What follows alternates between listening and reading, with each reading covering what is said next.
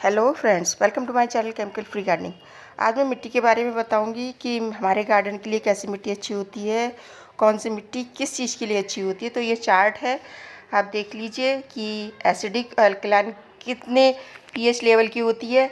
और हमारे देश में कई तरह की मिट्टी है, इनके प्रकार है ये।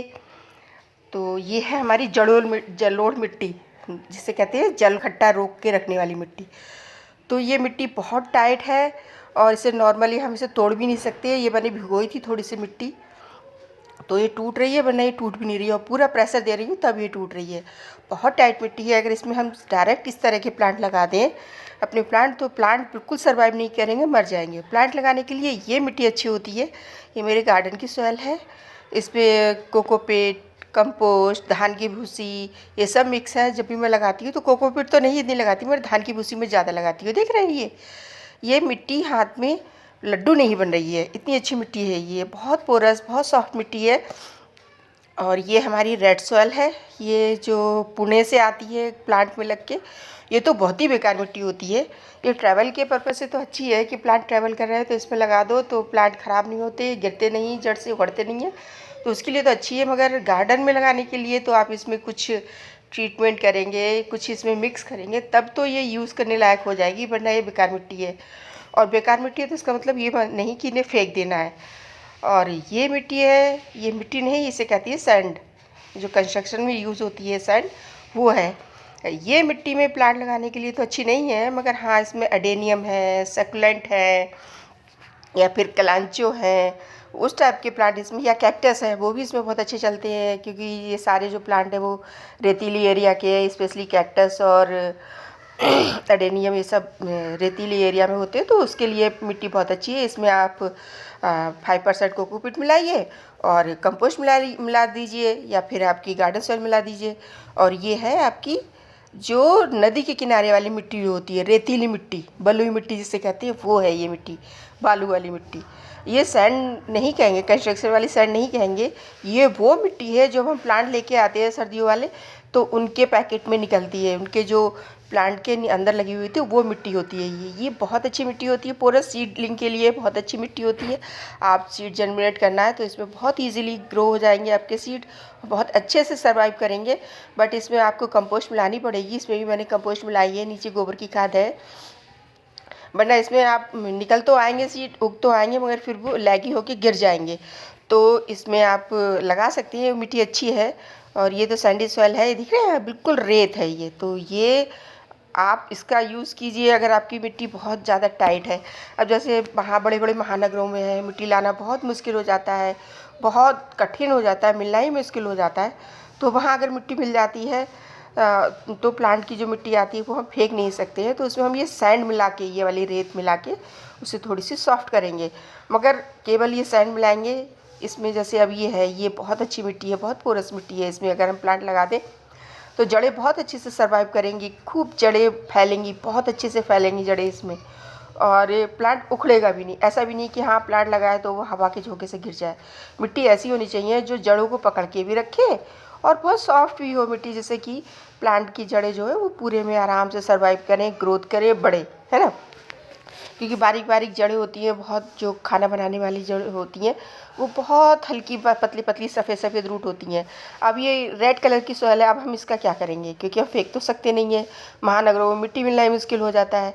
तो हम क्या करेंगे, इस तरह से पानी में डाल देंगे इसे, मिट्टी को, ठीक है।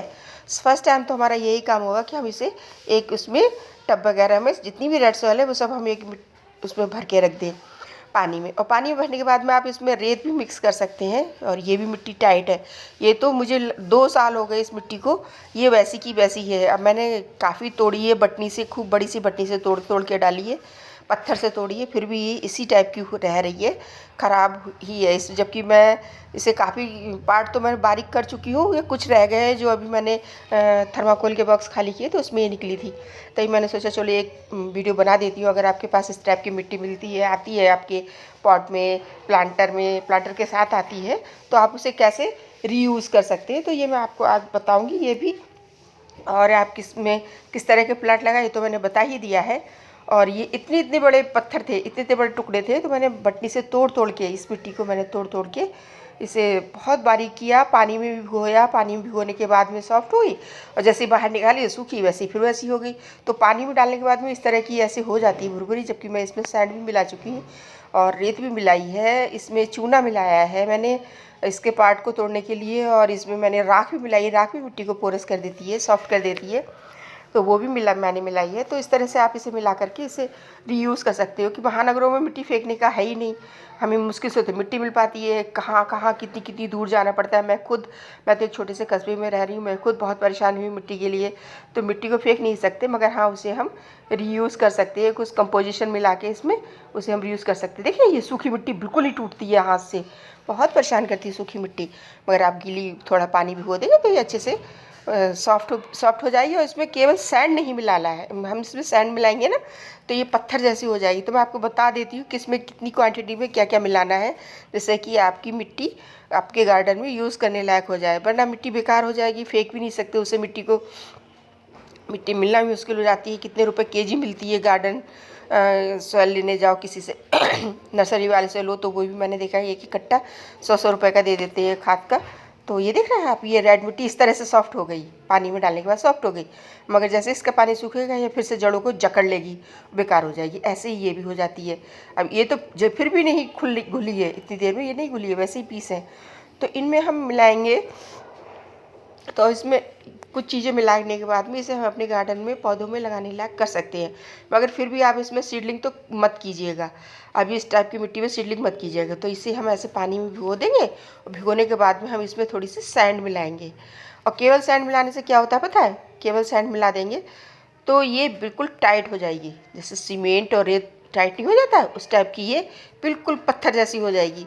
तो केवल रेत मिलाने से काम नहीं चलेगा, इसमें हम थोड़ी सी कोकोपीट मिलाएंगे। और कोकोपीट नहीं है, आप कोकोपीट इग्नोर कर सकते हैं क्योंकि कोकोपीट बहुत महंगी पड़ती है।